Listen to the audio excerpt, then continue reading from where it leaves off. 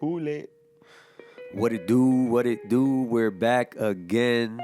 The Grounded Show, Yes, episode sir. 143. I actually looked up the episode before we started today.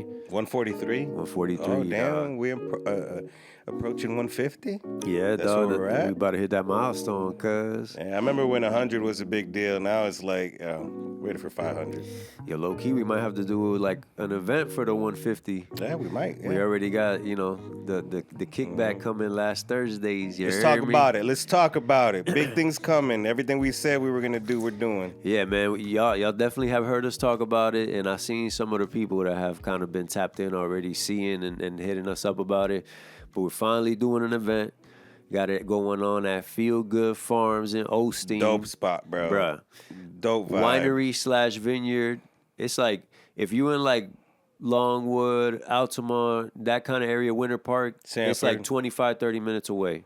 Yeah. If you in like Orlando, it's like 40 minutes. But it's literally like if you've been to Lake Ridge, it's like that vibe, but better because it's like the space is built for you to chill. It's adults only. They got a super dope bar.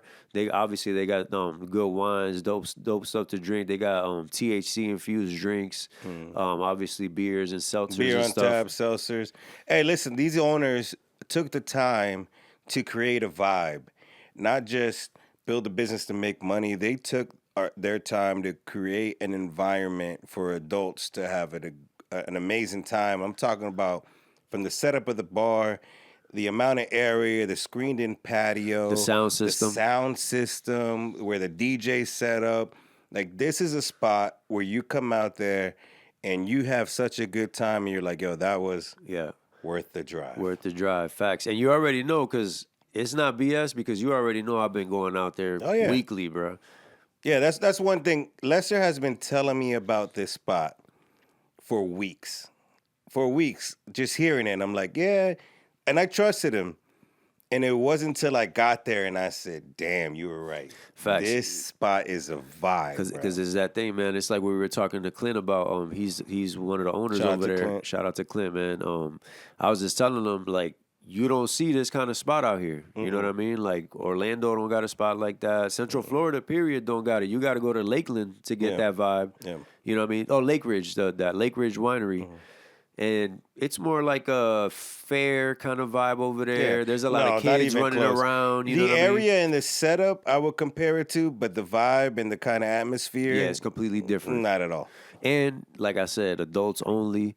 You know, they smoke friendly. So if you want to step out in the patio and smoke you something, you can do it. They don't trip. You know what I'm Yeah, saying? you can have your own vibes out there, curated for adults. You know what I mean? Literally. And as our first event, a Thursday night kickback, it's like you're going to somebody's backyard and you got them playing some 90s, 2000s R&B, and you're just chilling, relaxing, no issues, doing whatever you want except fighting. We ain't having that. Yo, to kind of tie into that, but to talk about something else, right?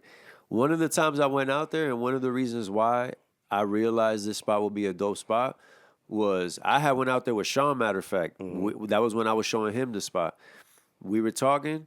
All of a sudden, we hear like these dudes screaming behind us, but like the way they kind of looked, it looked like they was just feeling it a little bit, and they was just like excited when they were talking.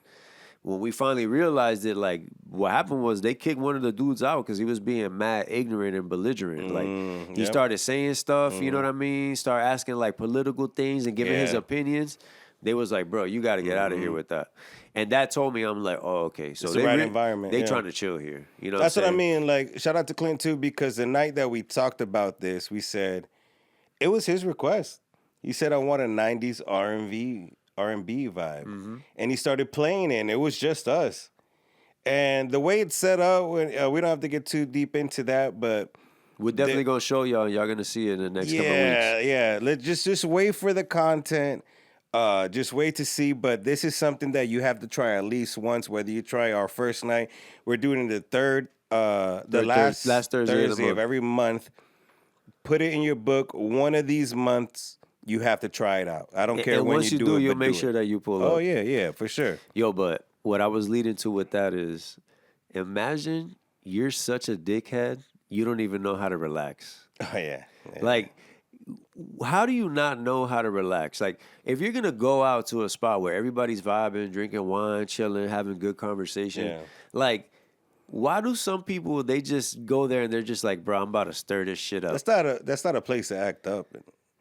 But I'm glad they recognize that. Yeah, You know, I they don't, just they don't don't understand allow why that. people like love to just make shit harder for no reason. I bro. think some people are just like, you know what? This is way too calm for me.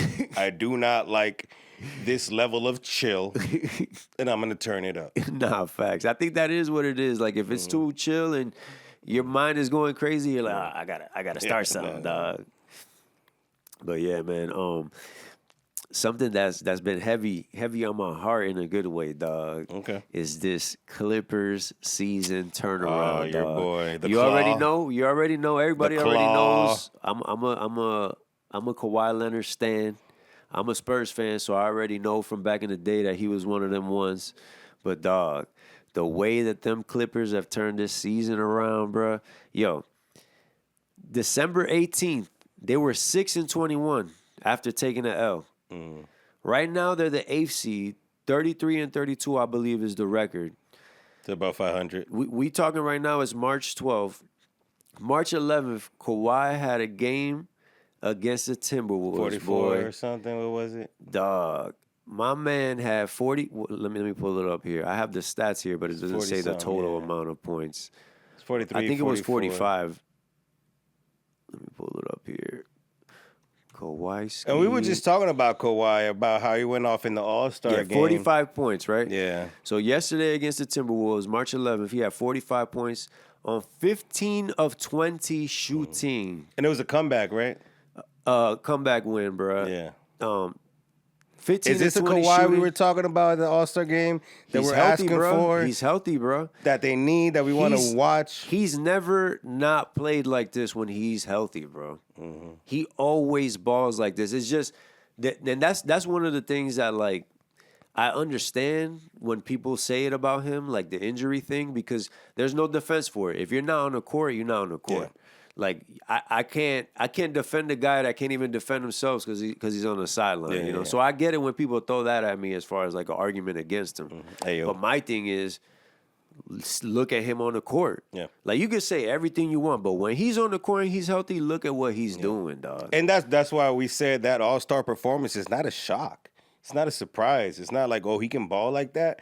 No, it's how much can we watch him do that when he's healthy, and when he's healthy, we watch that, and it's happening, and it's showing and proving that it's helped the Clippers out. Yeah, and then I know that they just got Darius Garland back, which Darius Garland was a hooper. He was a piece of that Cavs team when they were doing well. They're still doing well, but I don't know, man.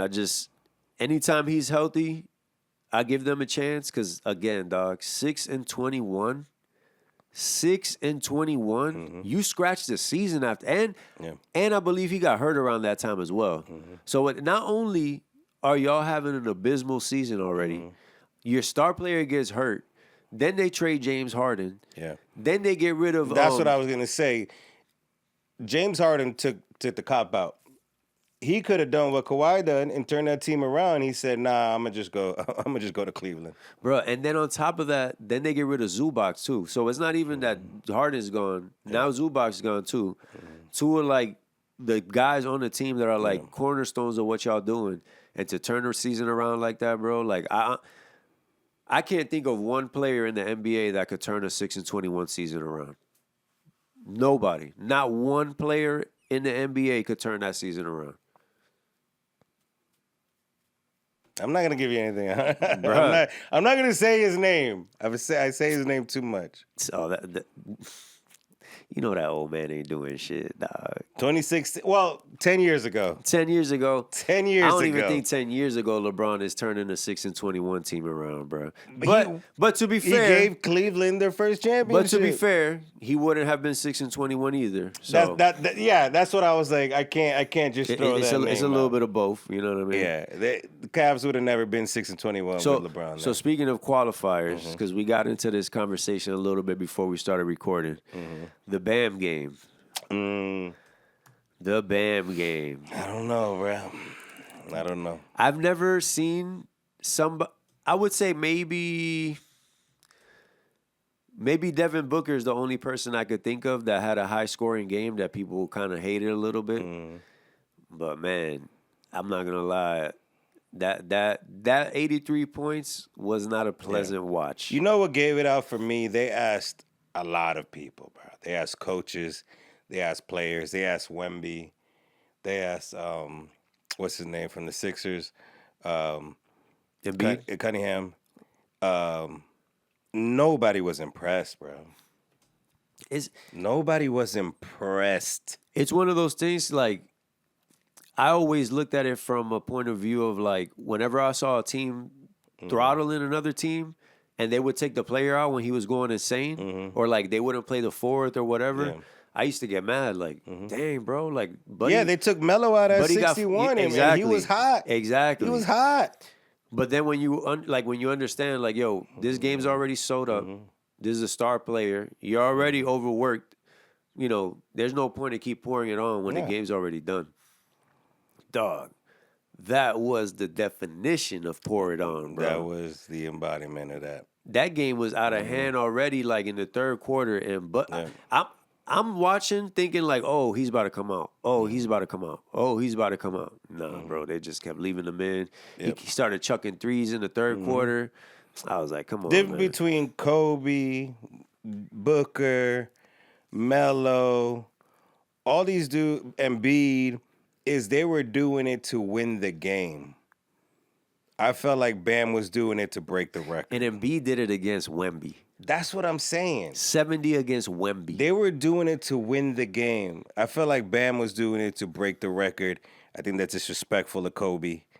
I think that's the other argument. People are saying it's like disrespectful of Kobe. Because I've been seeing people saying like, you think this man's just gonna not try to break a record because of Kobe?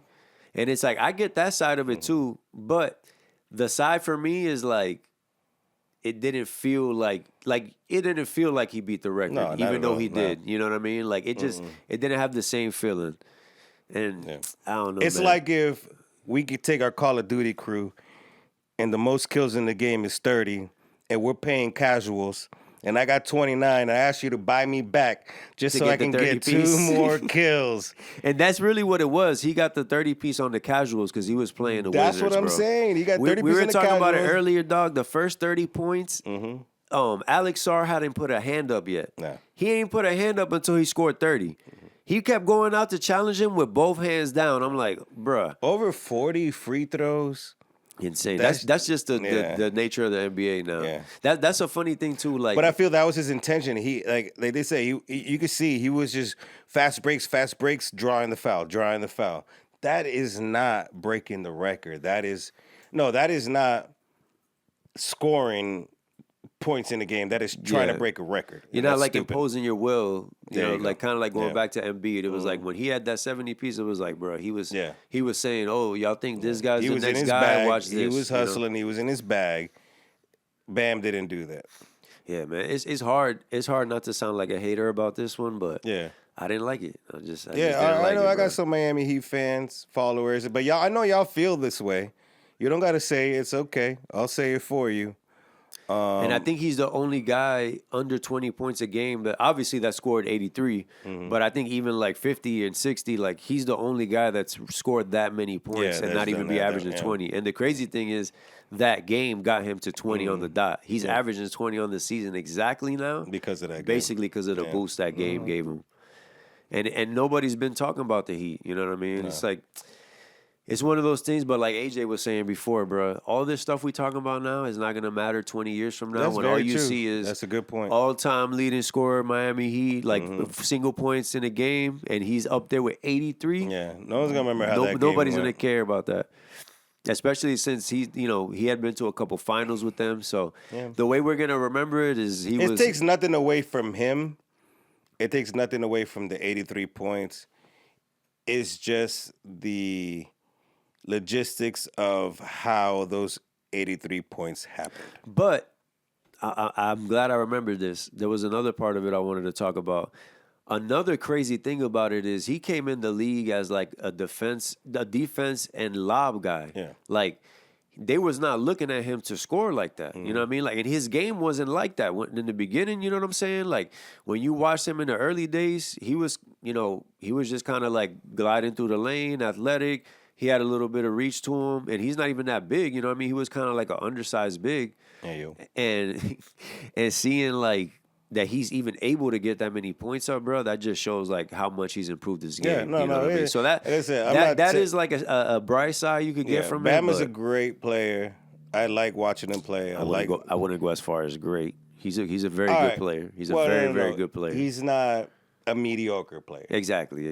He's not mid, as the young kids would say. He's not mid. He's a good player. I would just. He's no Kawhi. I would put it. I would put an asterisk on his 83 as my final thought. I'm done. Facts. Yo, speaking of asterisk, man, they tried my boy LaRussell, dog. I seen that. Put out a video, and basically He's making a run though. He is. He's making a run. He has a lot in his pocket. I'm telling you right now, he's making a run. Go ahead. Yep. So basically, he had the numbers to pretty much know he was going to debut somewhere in the top 5 on Billboard with his album when he drops it. But they told him that they can't count these sales because he incentivized people from the point of like, he calls people after to thank them. He has his like exclusivity thing that he has like with the way that he does his music where you can pull up to events and stuff like that. And he was kind of look at it, and I looked at it the same way too. Like, so he's marketing. You know what I mean? That's what he said. So he's like, so you're going to get me for marketing. But it's their little rules, the way they do it. You can't sell like a certain kind of way. You know what I mean? And it's just crazy because like it really doesn't make a difference for him as far as how much money he's going to make off of it initially. But it will make a difference, obviously, his exposure and reach. Because if you get on that list, it's a different thing. So it's like a catch-22. Like, at one point, it's like, bro, you're doing it without them. And from the beginning, you knew they wasn't with what you're trying to do. Yeah. So, this is kind of part of the game. But at the same time, it's like, bro, when you get to that point where you're actually, like, selling albums like that, like actually getting people to really support you in a real way like that, and then the people that are in charge don't want to recognize it, I could definitely see how that's frustrating. Yeah. I understand that. But we're in a new generation of promotion and marketing, though. And eventually they're going to have to accept that this is the way things are going to work with the new, like, outlets that you have. So I'm not mad at him. I think it might be too early for that. Like, nobody's going to accept everything. Like, they're just accepting the streaming and count as record purchases. And, like, all this stuff is changing now, which is crazy. I think he's pushing the envelope a little too hard right now, the way he's doing it. And it's something that's just going to come. He's shaking it up for sure. Yeah. And it's just going to come with it. Like, I said, I'm not mad at him, but it's something that comes with the territory of pushing the envelope. And another thing he could have, like, quote unquote, played with, is like he had some people that paid him like a $10,000 for one album because he had like a pay what you want type of thing. He could have split that. Yeah. He could have made that $10 sales down to the 10,000 and gave himself way more sales if he really wanted to. But even that, he's like, no, that's just one sale. You know what I mean? So it's just it's crazy how they try to, you know what I mean? Yeah, but I think he's setting up other artists to start figuring out how to do this better.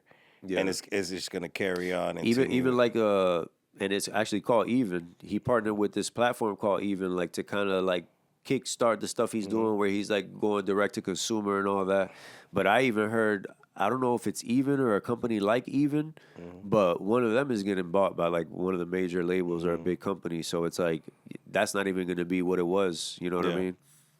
That's why Joe Budden got so much flack for going in on Lil Yachty when he didn't know what his situation was, because these 360s have been messing artists' whole careers up. And there's new artists now in this generation that have to know each way they can market and promote and calculate their earnings. That also affects their sales to get to that level of like success and recognition. I think it's just part of the territory about this new generation of artists doing this on their own. And like that Even, I never heard of that, but it sounds like they're trying to make even of what they're doing. Yeah. Like, avoid that from the opposite of that 360 deal. Yeah, facts, and that's like it's such like a loaded thing. You know what I mean within the music because it's like yeah they're getting a big percentage, but when somebody's putting $2 million in capital into you to promote you and man hours and putting people to do different things for you, you think they're not gonna want that $2 million yeah. back? You know what I mean? No, So but it's they like want the $22 million. yeah, facts. That's where that's where it turns into something else. yeah. You know what I mean? They're putting in $2 million. They want $22 million. Yep. back. Yeah. And that's always like the weird little thing and slash the balance of like, you know, the music thing and even and it's always crazy to me the fact that music is even a thing that can be made like that you can make money off of, bro. Yeah. Like It's manipulated. it's even crazy to me that it's just like a wave in the air. Yeah. And we're just creating a whole industry off of like waves that are in the air, bro. It don't make no sense to me. It's just kind of insane when you think about it. Mm-hmm. Well, yeah, man. I know another thing that you had mentioned earlier in the week is shows that haven't aged well. Like when you go back and look at like yeah, a show bro. you used to like back in the day or something like that. So Have you thought of one? I got a show that aged very, very well. Okay. And a show that aged terribly. And they're Okay. very different types of shows, All right? right. So recently, when I say recently, in the last few years, I seen that Living Single was on HBO Max, and my wife had never seen it, Okay. but she's a big fan of Queen Latifah. So I'm like, oh, perfect, bruh. That show still fire, dog. Still That the was whole good. we watched the whole thing Yeah. through, fully engaged, bro. Like Yeah. if it was like that a brand new was show. written very well. So, on a completely different level, when the old cartoons started coming to streaming, I pulled up Doug. Doug is trash, dog. Yo. Doug is trash. And I have so many fond memories of Doug. You know what I mean? Like, I remember the songs. Like, I still remember all the songs, the episodes, bruh. You know, his little imagination thing Yeah. where he would have, like, his little characters and stories and stuff. But when I actually went back and watched it, Yeah. bro, that show is trash, Yeah, bro. yeah. Like, that was definitely, like, just me being young. Because, like, I've watched, like, for example, Hey Arnold again. Hey Arnold's fire still. Like, you can still watch Hey Arnold. Yeah, and yeah. Hey Arnold's a banger, dog. But Doug, that's a hard one, bro. Hey, yo. Yeah. That was a tough watch. This guy Roger Klutz. Roger Klutz, yo, he was funny, dog. Yeah. Him and Skeeter. Yeah, Skeeter. Skeeter Valentine. Yeah, mine was Saved by Skeeter the Bell. Valentine and his Oh, yeah. full name was Mosquito Valentino. Like who the writers had to be on something. No, bro. facts. They had to be on something. Just come up like with this. Rocco's Modern Life, bro.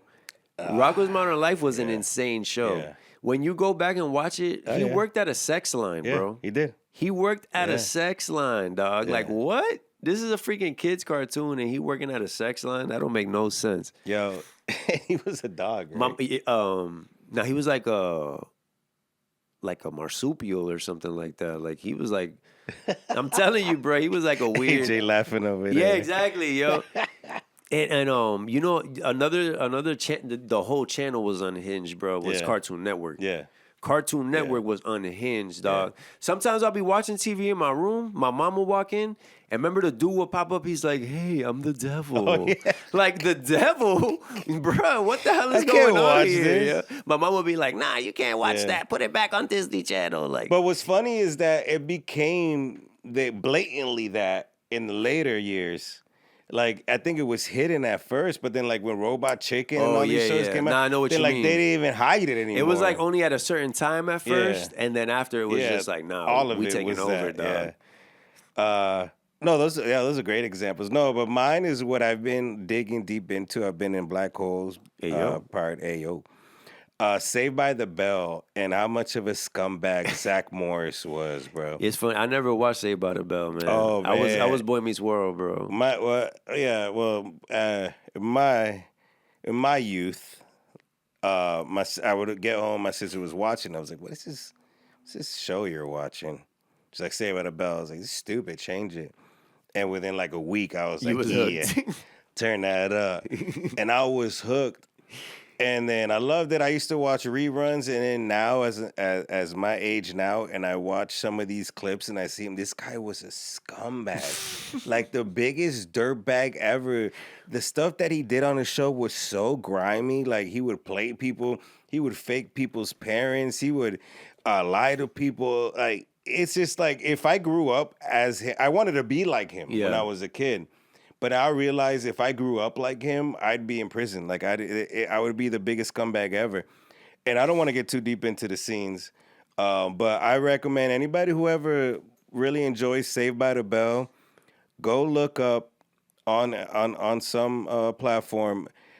Zach Morris is not a good person, and that's all you got to see. And same like you said, like it's just like the moral side of it. Like, I thought he was so cool, like the coolest guy ever. Then I saw, like, morally the stuff that he did was bad. He's a scumbag. Bro. He was a dirtbag. He was evil. All right, so Zach Morris, is that the blonde dude or Mario Lopez? No, the blonde dude. Yeah. All right, cool. Everything that he did, like, and that's why I realized, like, was Mario Lopez the good guy? Yeah, he was a good guy. Oh, he was okay. cool. So that was like the the voice of reason. Yeah. He was a good guy, but everything he did to every person on the cast, like, character wise, not in real life, obviously. Yeah. But, Zach Morris is a scumbag, and it hurts to find that out as an adult because I wanted to be like him. Zach Morris, you owe my dog Joe an apology, man. For real, bro. I even bought the big cell phone when I was young because he had it first. Bro, to kind of wrap it all up, the ultimate scumbag. I don't remember because it's an old show. I don't remember if it was the guy that lived with them or the landlord, but Three's Company, Mr. dog. Furley. Mr. Furley. I don't know if it was Mr. Furley or John, but one of them was like, dog, they was getting Me Too'd every episode.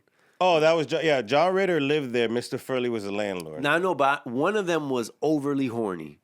That was John Ritter. Yeah, it was John Ritter. Yeah. He was sexually assaulting these girls every episode. Every day, dog. Oh, yeah. I'm like, yo, what is wrong with this guy? He was like, dog? "Oh, you want to take a shower? Let me go in there with you, girl. Let me go in there with you." Yo, I used to watch it as a kid with my mom. Yeah, because it was on Nick at Night. Yeah. Remember that? No, my mom used to watch these shows, and she used to play them while she was cooking. Like, this when it was I used to watch them on Nick live. at Night because remember after 9, that's all they played. This was airing live. Oh, damn. Yeah, like I said, this is when I was living in California. I was like 8, 9, 10 years old, and she would play this. That was probably like early reruns because I think that ended in like the 70s, bro. You wasn't born in the 70s. It was probably like the first run of reruns. For real? It was probably like what Seinfeld is for us now. Like, was it the 70s? I don't know. Let me see. I'm I guess check. so. They were. I think older. it was 70s, bro. But yeah, my mom used to. Yeah, so it probably was. But it was during the daytime. I never watched it at night. So it was like while she was cooking dinner and stuff, she would play that. Come and knock on our door. So it ran for 8 seasons. Oh, it went to 84. Yeah. So, but you were like a baby, No, right? I was born in 84. Yeah, exactly. No. Yeah, so you probably caught that first run of reruns. Yeah, but it was still new enough. You know what I mean? because I knew when it had the Christy, the original Christy, and then they replaced her with another blonde chick. I watched the whole series. I still remember. I used to watch that when it was on Nick at Night, bro. Yeah. No, and then he tried to play off like he was gay. So the old dude was funny, bro. Mr. Furley. And there was 2 Mr. Furleys. Oh yeah, you're right. Yeah, you're right. 2 Christies and 2 Mr. Furleys. They replaced both of them. I could see it in my head too, yo. Mm-hmm. But yeah, man. Like we talked about earlier, super excited about the events and stuff. March 26th, y'all need to come through, man. I'm not capping. If it's not March 26th, it's gonna be April 26th or May, or whatever those dates fall on. Y'all gonna pull up and y'all gonna see what it is, regardless. We gonna hold it down. And you already know what you're gonna stay. Stickity stay, biggity butter.